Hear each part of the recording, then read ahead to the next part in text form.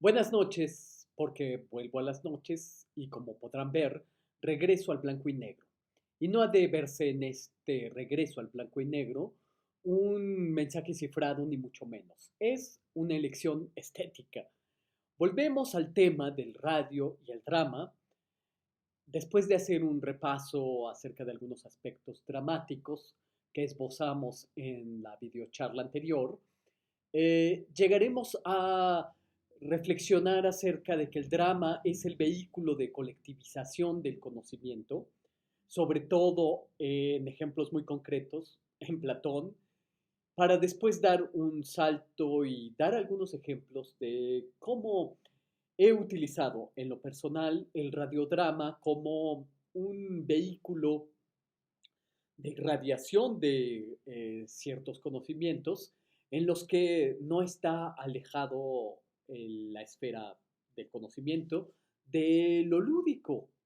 Y para ello comenzaré recordándoles que uno de los grandes historiadores clásicos en la disciplina, Johann Huizinga, además de haber escrito El otoño de la Edad Media, además de haber escrito Erasmus, y de haber dejado páginas sobre conceptos de la disciplina, dejó un libro muy eh, recurrente, sobre todo en Laboratorio de Medios y Humanidades, así lo hacemos en la segunda parte del curso, que es el Homo Ludens. Homo Ludens es una acuñación original de Friedrich Schiller, que es el hombre que juega. El ser humano juega y este juego lo comparte el ser humano también con los animales. Los animales también juegan. Ahorita porque he decidido sacar a mis gatitos y ellos están probablemente dormidos en la estancia, pero de otra manera estarían aquí debajo de mis piernas, remolineando, jugando entre sí, persiguiéndose, etcétera. El juego no es de ninguna manera una posesión exclusiva de los seres humanos. Los animales juegan, las aves, los mamíferos, de modo que esta manifestación, yo digo, de estar en el mundo, que es en el juego, es una extensión de nuestra libertad, de nuestro ser. Y Homo Ludens, de Johann Huizinga, es un libro en el que, pues, reflexiona acerca de que el juego es más antiguo que la cultura y que en el juego se hallan elementos como la intensidad, porque tan pronto como el ser vivo se manifiesta, comienza a jugar con la intensidad. Un niño que hace gorgoritos juega con el volumen, juega con la extensión, juega con la boca y sus posibilidades sonoras, haciendo trompetillas. Pero la intensidad es algo característico del juego. Jugamos con las intensidades del cuerpo. Y desde luego, la intensidad del juego puede ser llevado a otros planos, porque un ludópata, un adicto al juego, un adicto a las apuestas, pues literalmente puede perder la cabeza jugando, literalmente puede perder el seso apostando, perdiéndolo todo, porque el que juega no juega a ganar, juega a perder. De modo que en el juego hay condiciones que nos llevan a los seres humanos a condiciones limítrofes. Y nosotros reflexionábamos acerca de que en el inicio, en la semilla de una representación dramática, se halla un juego, el juego elemental de convertirnos en otros, de ser otros sin dejar de ser nosotros mismos. Y para ello se utilizaba la máscara cuando era un objeto tangible, cuando la máscara era objetual, pero la máscara en el quehacer de un actor se queda como una metáfora, la posibilidad de transformarse merced a una máscara imaginaria.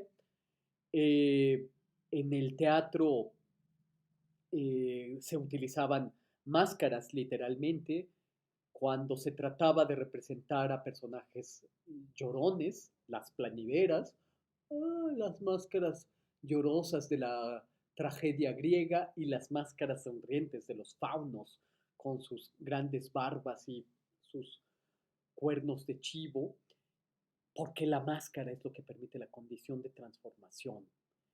Eh, los nombres que utilizan los autores en seudónimos o en heterónimos, pues son también una forma de la máscara teatral.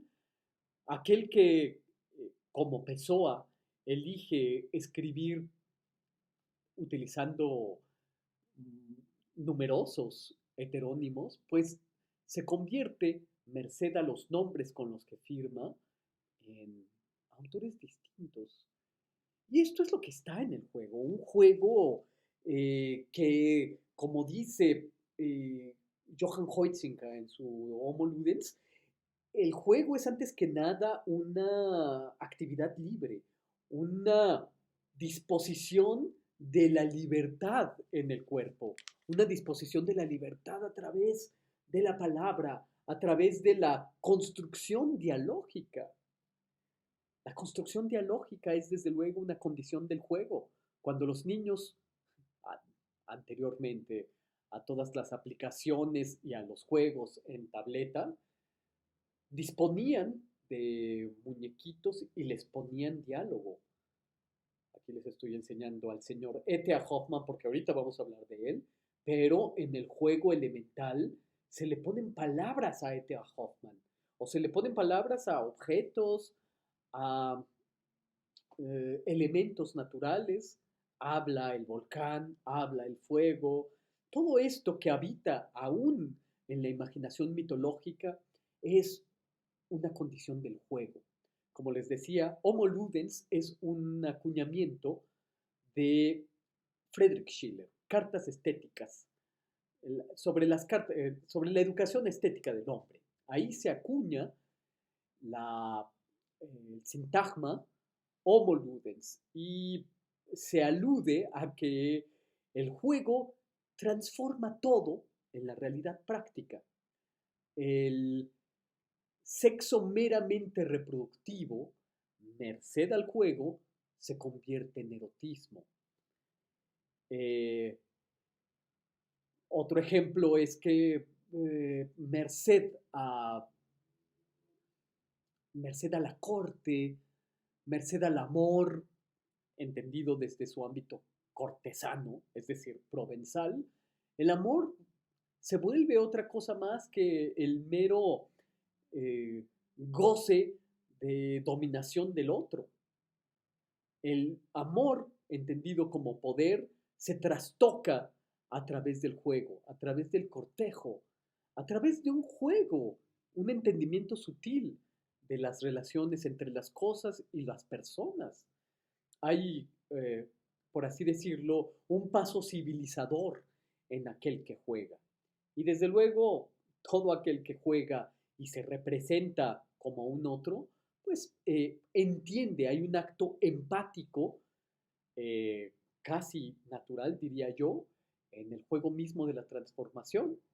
En etapas muy antiguas de las representaciones rituales, el chamán pues se convierte en una abeja zumbante o se convierte en elementos, truena en la condición chamánica de la transformación. El chamán se transforma en elementos de la naturaleza. Y en esta transformación hay empatía, relación directa. Y esto es lo que ocurre en el juego de la representación dramática. Ah, Desde luego que en el juego de la representación dramática hay también un reconocimiento del colectivo, un reconocimiento de la convivencia, de la comunidad, que se dan cita para transformar o ser testigos de la transformación, primero en un sentido ritual y después en un sentido estético, que es el acto que se ha sacudido la magia.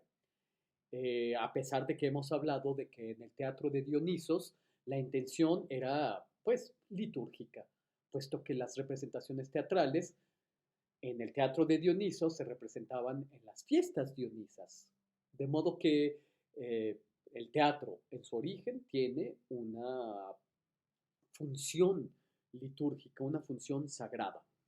Eh, y por lo tanto, diremos que la representación teatral, la utilización dramática, es un juego sagrado. Esto en términos generales, pero llevado también a nuestras propias eh, búsquedas, que son las radiofónicas, pues también seguiríamos hablando de un juego sagrado. Ojo, no religioso, sagrado. Es decir, sagrado viene de una palabra que es sager, sacar de un contexto para llevarlo a otro. Y en este sacar de contexto y llevarlo a otro es darle una importancia, un resalte, un subrayado, eh, un marco hipertrófico, por así decirlo, que lo resalta entre todo lo demás. El juego, del mismo modo que las representaciones teatrales, porque la representación teatral es el juego por excelencia, es creador de orden. Crea un sentido de la lectura, una organización programática de la realidad. Se establece un cuerpo interno, por así decirlo, y aquí estoy parafraseando a Johann Huizinga en el Homo Ludens, se crea un cuerpo, una estructuración interna. Un juego tiene, para que funcione, que explicitar unas ciertas reglas. Reglas que no pueden romperse o que rompe el aguafiestas, que es el que siempre está rompiendo las reglas de juego, según Johann Huizinga. Establece sus propias dinámicas interiores, su propia estructura interior, para que funcione, de modo que es un creador de orden. Todo lo que ocurre una, en un plano natural no tiene este orden de estructuración interno, artificial. Para que funcione, habrá de crearse unas reglas interiores que no se pueden romper para que funcione el juego. Lo rompe la estructuración interna, el aguafiestas o el tramposo, como también le llama Johann Huizinga. Pero sobre todo, y aquí es a donde queremos llegar, para ya irnos a otro de nuestros temas y darle continuidad a lo nuestro, es que el drama es el juego por excelencia. Entraña misterio, entraña secreto, entraña vivacidad. No puede entenderse el drama sin la vivacidad de los agonistas, como se les llamaba en la tragedia griega, es decir, aquellos que van a morir. Los actores requieren de una energía interior para llevar adelante sus papeles, incluso dichos entre paréntesis, entre mis amigos actores, entre mis amigas actrices, cada vez que los voy a ver a una representación teatral, después de la puesta en escena, los espero ahí a las afueras a que salgan, a que se cambien, a que se duchen o lo que sea después de la representación. Y cuando salen ya a la calle, dan muestras de una gran energía, salen energetizados. Nos vamos a cenar o a celebrar la función teatral y esa energía que se había producido en los tablados, en el escenario, se va reduciendo muy rápidamente. Es decir, ahí, a ojos vistas, en la cena, vemos cómo nuestra amiga actriz o nuestro amigo actor, de poseer esta gran energía obtenida de los escenarios, de repente va disminuyéndose. Claro, pues toda la petición de energía eh, requerida para representar un papel es bastante considerable. E incluso yo puedo decirles que ante un aula, el maestro o la maestra hacen las veces de actor o de actrices. Hay ciertas similitudes y límites compartidos entre un maestro y un actor. Bueno, además de las muy obvias que es el engolamiento, el posicionamiento de la voz, el poseer un- una cierta solvencia en el escenario que es el aula.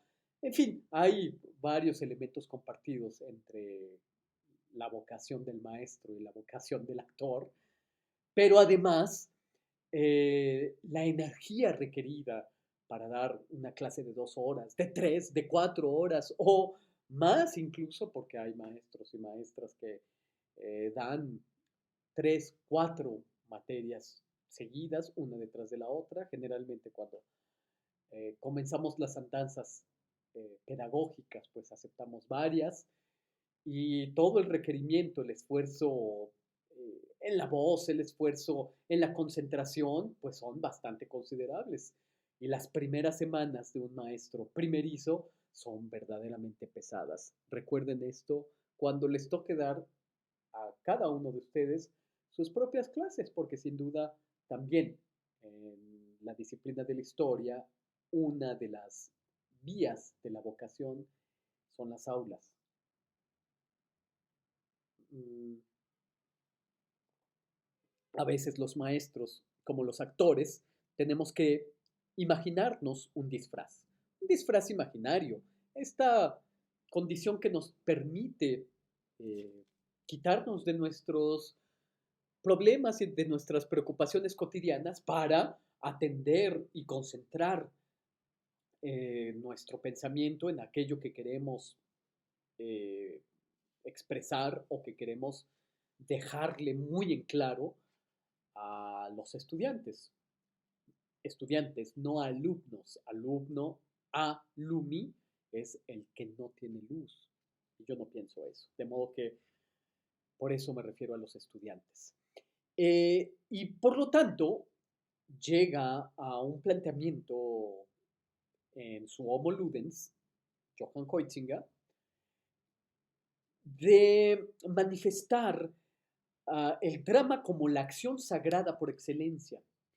Drama es una palabra interesantísima que viene de dromenon, que es, su significado sería lo que se hace. Y esto es interesante y de aquí extraeremos una consecuencia.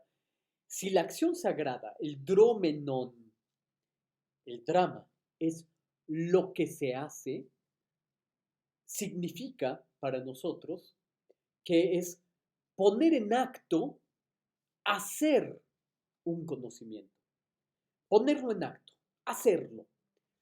Novalis, mucho tiempo después, en el siglo XIX, principios del siglo XIX, él nació a finales del XVIII, poeta, también un filósofo, aunque murió muy joven y no le dio tiempo de desarrollar el sistema que ya había ideado, decía que sabemos algo en la medida en que lo sabemos expresar. Es decir, hay una medida de que hemos comprendido algo en la medida en que podemos expresarlo. Y esto es algo que ya habíamos platicado. Sabemos algo en la medida que podemos expresarlo. Un planteamiento que resultaría problemático, sobre todo si lo llevamos a un ámbito poético y decimos, bueno, pero la poesía muchas veces linda con lo inefable, es decir, linda con aquello que no se puede decir, con aquello que no se puede expresar. Y el lenguaje poético sería asintótico, sería un acercamiento a aquello que no se puede expresar.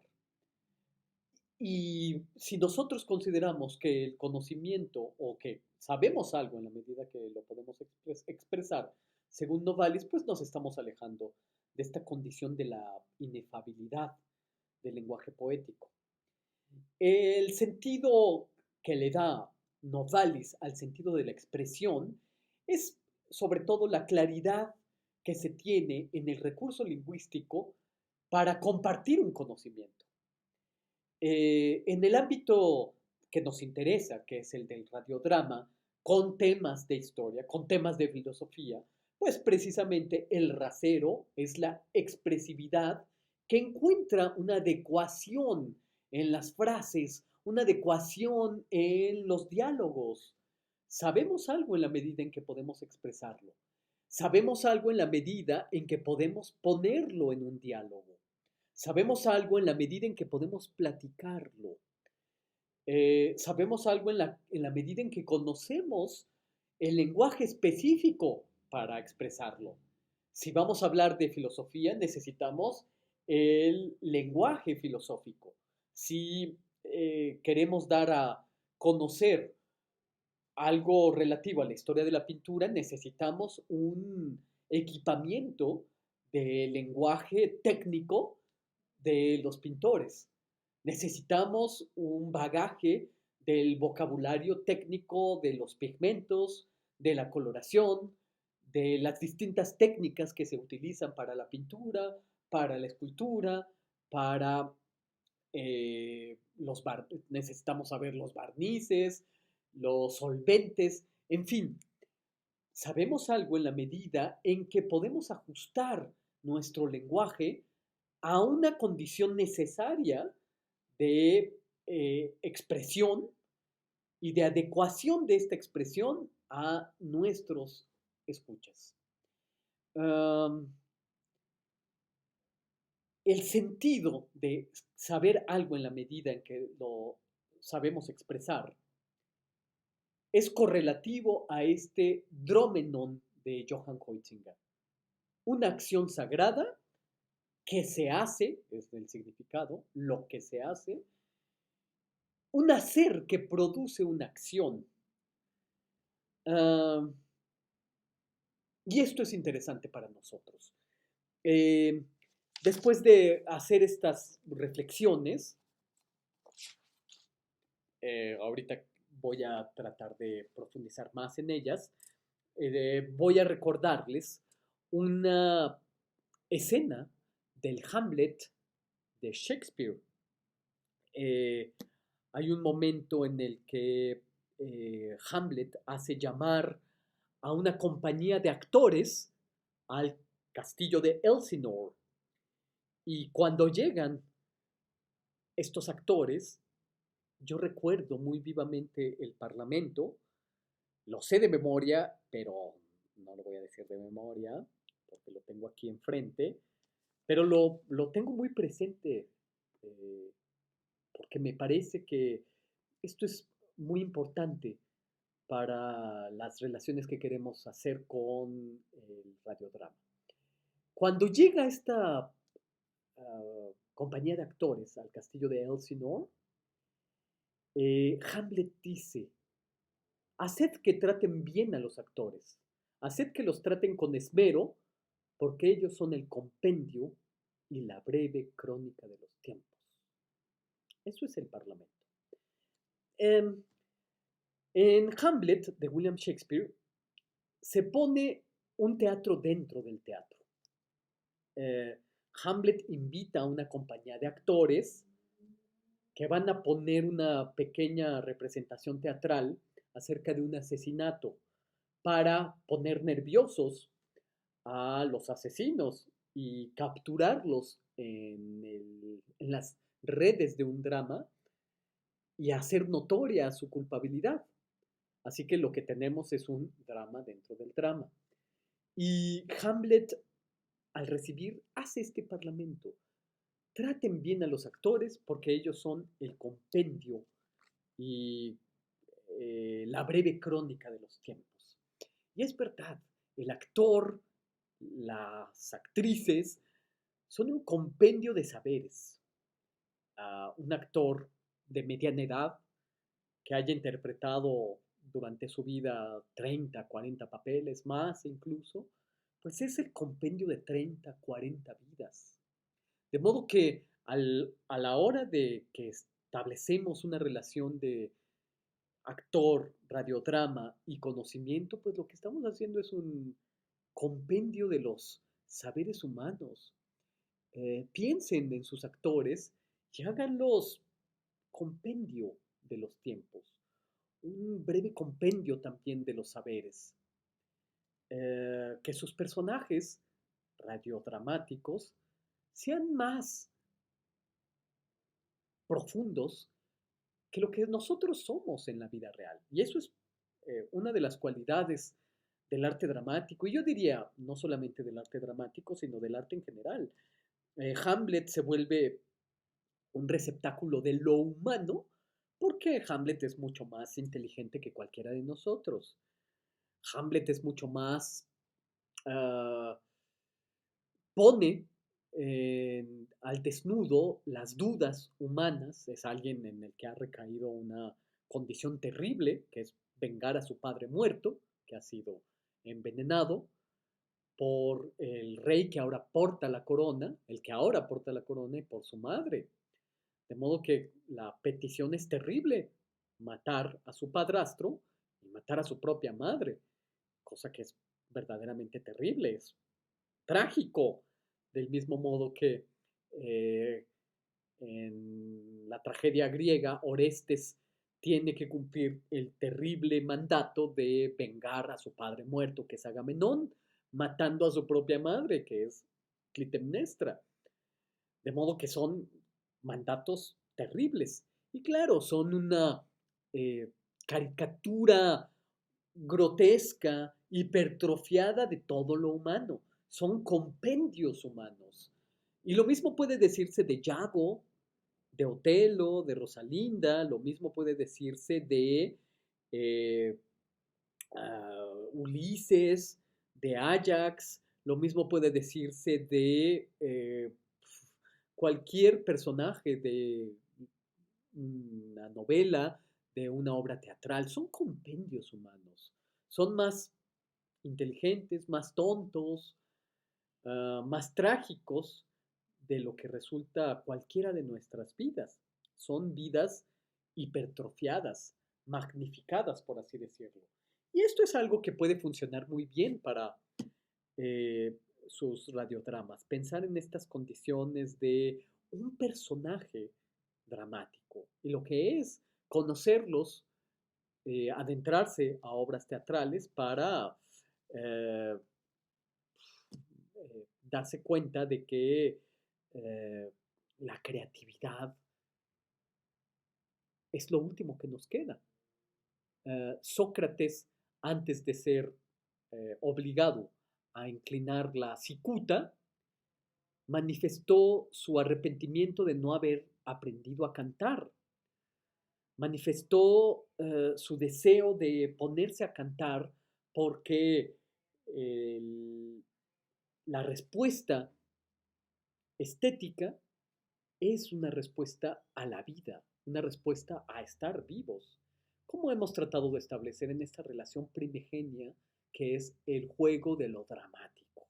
Es el acto de estar en el mundo y manifestar nuestro estar en el mundo de un modo estético, de un modo a veces confrontativo. La estética en su principio es confrontativa. Un ser humano se coloca frente a la realidad y la contesta de modo estético. Eh,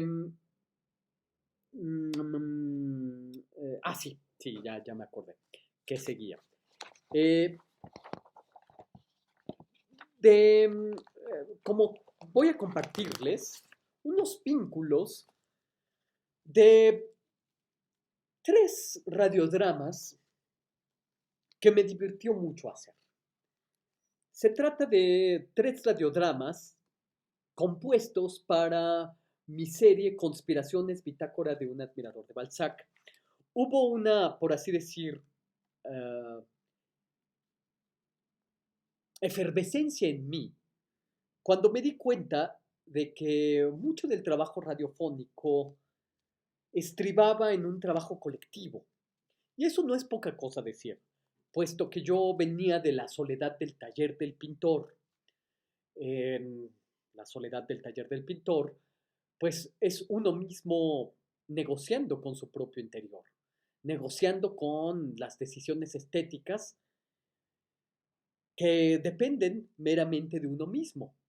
No depende qué colores poner, qué decisiones tomar, cuando se trata de pintar o no una figura, poner o no un texto, decidir qué formatos tendrán que utilizarse para la pintura o para el dibujo, en fin, todo se reduce a una relación con uno mismo, una relación que puede llegar a ser muy neurótica, por cierto, pero cuando yo arribé a las andanzas radiofónicas, pues desde luego me encontré con métodos distintos de trabajo, métodos en los que uno tiene que negociar con los productores, con los editores. En el caso de radiodramas, uno tiene que organizar y hacer las veces de un director de teatro para no solamente convocar, sino para organizar las maneras en que serán grabadas las distintas partes. Entonces, pues para mí esto trajo consigo una efervescencia y hubo un tiempo en el que hice varios radiodramas y la, una de las primeras, eh, eh, pues yo diría, experiencias verdaderamente importantes para mí en el radiodrama fue un programa titulado Fantasía a partir de la primera tesis sobre el concepto de historia de Walter Benjamin.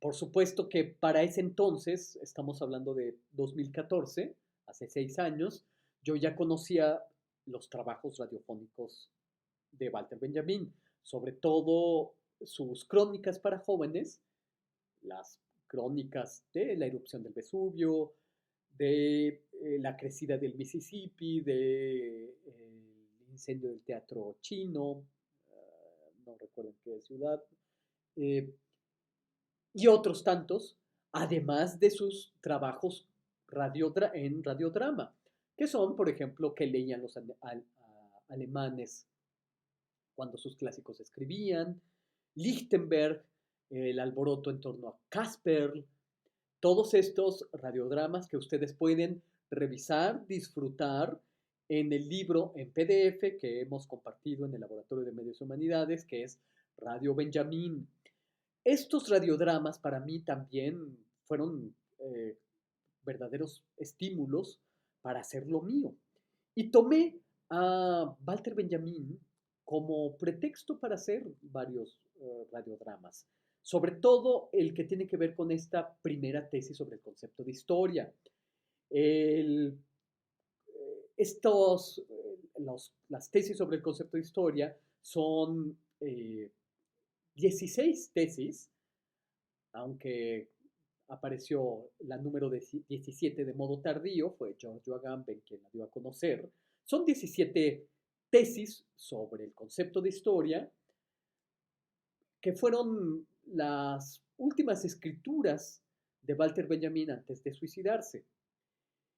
Y no fueron libros publicados, no fueron textos que publicó, no, eran páginas que escribió para compartirlos con sus amigos y en todo caso tener material para discutir. La primera tesis es muy, muy interesante, no voy a desarrollarlas aquí puesto que quiero que la escuchen y a ver si se logra la transmisión del conocimiento como se los he planteado. Solamente en este momento quiero compartirles la experiencia. Es la idea de un entrevistador, que soy yo, pero pues aquí carece de importancia que sea Otto Cázares el que haga la entrevista, es más bien un entrevistador cualquiera, que se acerca al muñeco, al autómata de la historia, para que nos cuente sus secretos. Eh, y para mí significó la primera vez que dirigí a un colaborador, el que hace la voz del muñeco de la historia, que es un actor eh, muy cercano a mí, amistosamente, de modo que había toda la confianza para hacerle peticiones, en el sentido de que repitiera una voz o que una vez que hubiéramos grabado el frío del radiodrama y yo pudiera escuchar el resultado, poder decirle, oye, grabémoslo otra vez porque no me gustó el énfasis que yo hice aquí o el que tú hiciste acá. En suma, tenía una cercanía que me posibilitaba esta, pues, esta eh, corrección una y otra vez hasta que me satisficiera. Y así lo hicimos. El actor es Jesús Betancourt, un actor de teatro, músico, humanista muy completo. Me ayudó a hacer esta grabación. Lo hicimos en un aula, eh, de modo que guarda una cierta sonoridad de eco que nunca me satisfizo del todo.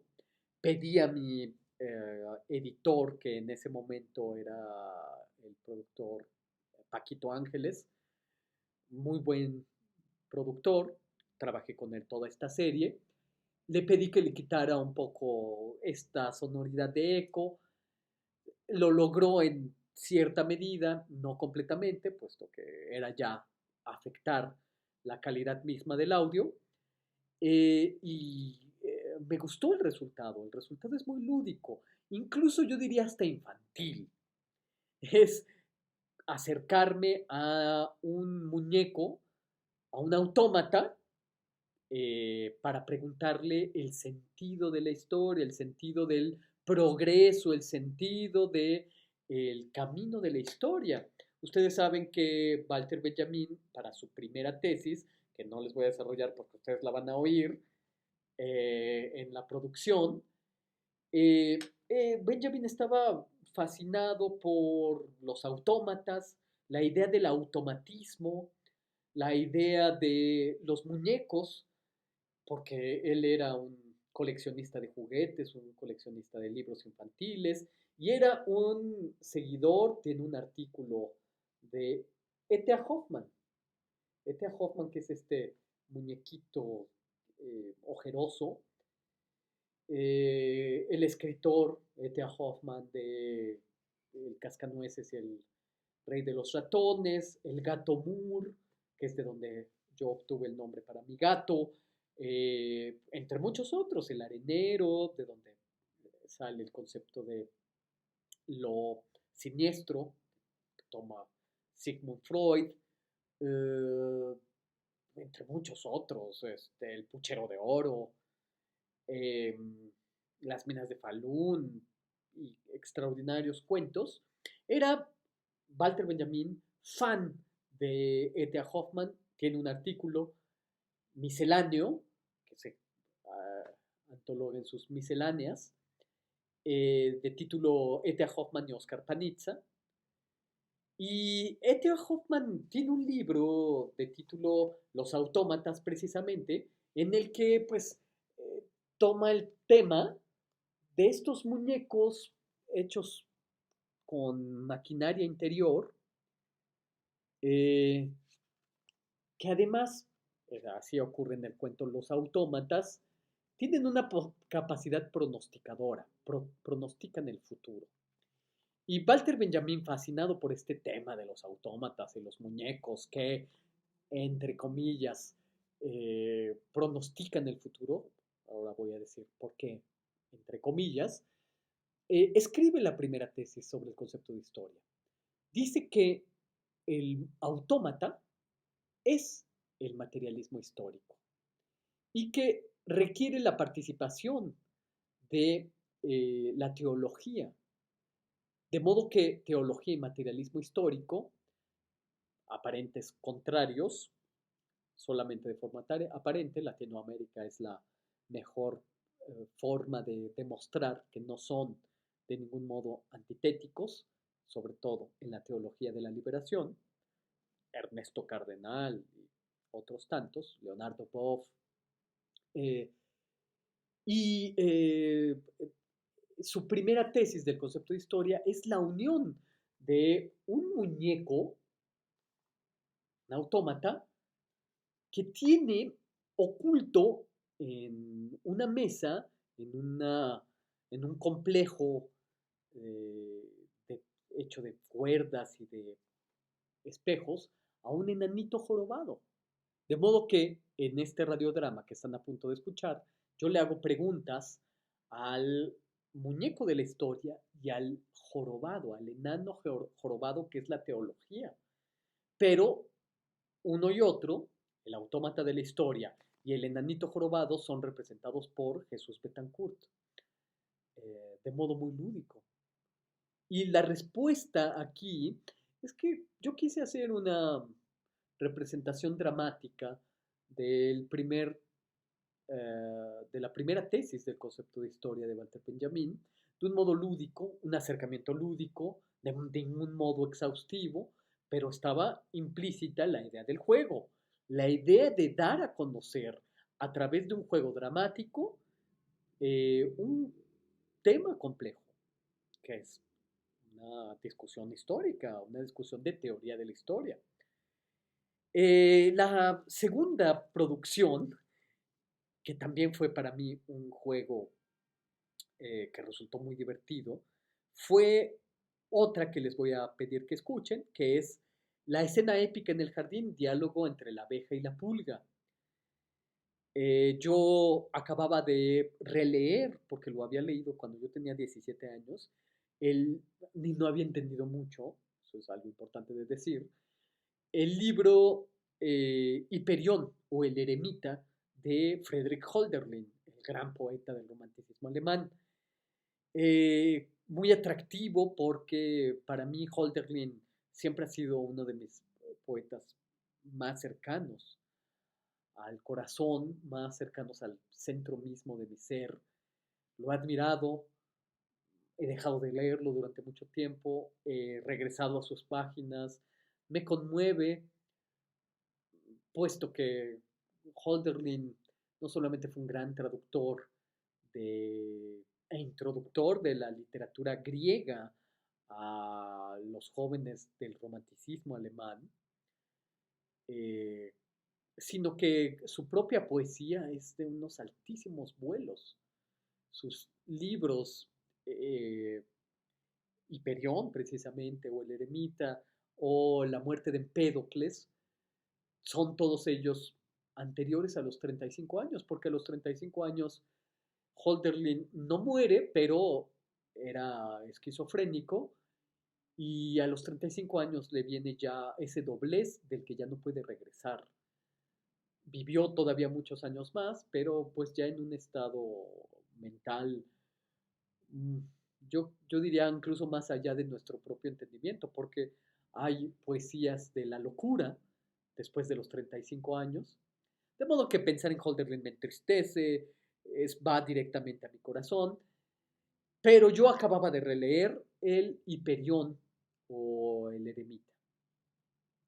Y escribí un radiodrama a la manera de Holderlin, es decir, con una exaltadísima relación con la naturaleza, con los sentimientos, con los estertores de la sensibilidad.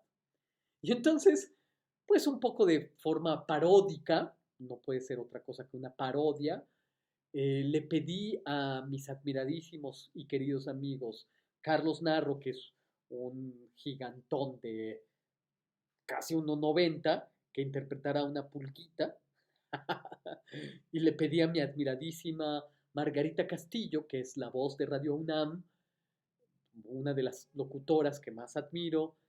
Incluso Margarita Castillo se ha vuelto la voz de la UNAM, porque si uno llama al conmutador de la UNAM, la que da las opciones de teclados, de qué teclear en el teléfono, pues es Margarita Castillo, y le pedí que interpretara ella a la abeja. Y los pongo a ambos, yo los dirigí, puesto que yo fui narrador, ya lo escucharán ustedes, me puse a dirigir a mis dos amigos, dándoles indicaciones de cómo hablar, qué entonación elegir, qué énfasis dejar registrado. Me volví un conductor, un director de actores. Y eso me pareció verdaderamente una experiencia riquísima, incomparablemente rica. Es para mí una de las... Eh, encuentro en ello una gran satisfacción. Una satisfacción que además me pone en contacto con los otros, con las otras, a quienes admiro, a quienes quiero y que me aleja momentáneamente de la soledad, de las decisiones artísticas de un pintor o de un dibujante. De modo que, pues, esta es la invitación a que en el acto lúdico se pongan todas nuestras capacidades organizativas. Para que un juego funcione hay que tomárnoslo muy en serio. Para que un juego funcione hay que tomar muy en serio las reglas. De modo contrario, resultaríamos aguafiestas o tramposos. Y precisamente el grado de inmersión es una de las peticiones de principio de los radiodramas y de las actividades que estamos realizando en el Laboratorio de Medios y Humanidades.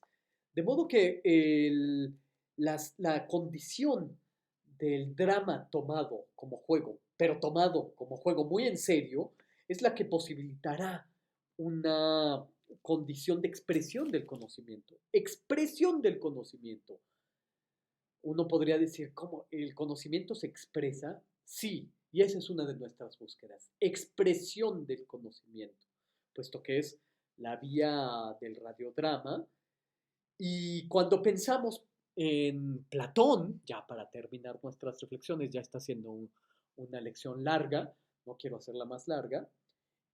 Cuando pensamos en Platón, precisamente yo les he contado cómo en sus inicios Platón quiso ser poeta trágico, del mismo modo que Sófocles y Eurípides, y al final decide establecer una relación programática con la filosofía, pero utilizando una forma literaria dramática. Son actores, son parlamentos, son diálogos, y a mí me parece un ardid, es decir, un lance de ingenio y de genio, tratar los temas de forma colectiva, porque en el Fedón, en el banquete, en el teteto, en cualquiera de sus diálogos, en las leyes, en la República, son personajes los que por turno van desarrollando una arista de el tema que por supuesto llega a rematar el protagonista que es Sócrates. Llega a rematar el tema y llega a decir, por así decirlo, la última palabra, porque como sabemos, Sócrates dice sus palabras o sus pensamientos, los da a conocer a través de preguntas, a través de jugar a la docta ignorancia, al no estar seguro, pero, oh sí, cómo destrozar tus argumentos a través de preguntas. Es el sistema mayéutico. El sistema mayéutico es un parir el sentido. Eso es lo que significa mayéutica, parir un sentido, es decir, extraerlo. Parir es, significa adentrarse a los trabajos de parto del conocimiento. Es necesario extraerlo. De modo que a mí me gusta mucho la idea que subyace a los dramas filosóficos de Platón, porque además se adecua muy bien a los presupuestos de inteligencia artificial de nuestros días, a la cibernética, a la noción de programa en la inteligencia artificial de nuestros días, a la noción colectiva del conocimiento en la que todos participamos para crear un conocimiento mayúsculo, un conocimiento que nos sobrepasa, cada quien aporta un sentido al conocimiento, cada quien aporta una arista distinta y al final, pues entre todos, pues conocemos la complejidad mayúscula e integral de un tema y precisamente entender a Platón en el drama es entender que el conocimiento es un teatro de interacciones. Y con esto voy a quedarme. Entender la expresión del conocimiento como un teatro de interacciones. Sus personajes interactúan y su interacción es a partir de premisas del conocimiento. Sean muy felices, nos vemos el jueves de viva voz y nos sonreímos, nos vemos a los ojos y nos reconocemos.